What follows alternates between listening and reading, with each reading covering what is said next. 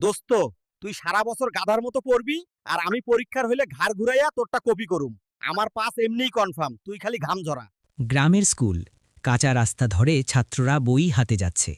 পরীক্ষার আগে বানর প্রতিদিন রাত জেগে পড়াশুনো করত, আর শিয়াল মাঠে আড্ডা দিত, খেলত, পড়া প্রায় করত না।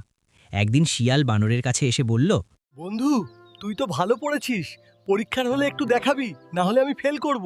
এখনো সময় আছে, চল বসে পড়ি। কিন্তু শিয়াল হেসে উড়িয়ে দিল।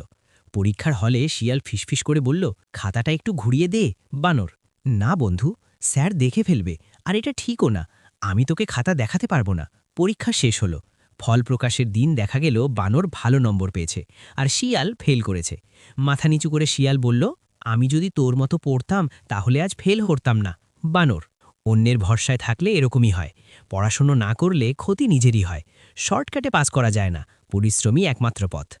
সেদিন শিয়াল বুঝল, বন্ধু সাহায্য করতে পারে, কিন্তু নিজের ভবিষ্যৎ নিজেকেই গড়তে হয়। পড়াশোনায় শর্টকাট নেই, পরিশ্রমই সাফল্যের চাবিকাঠি। অন্যের ওপর ভরসা করলে নয়, নিজের চেষ্টায় এগোতে হয়। সময় নষ্ট করলে ফল নিজেরই ভোগ করতে হয়।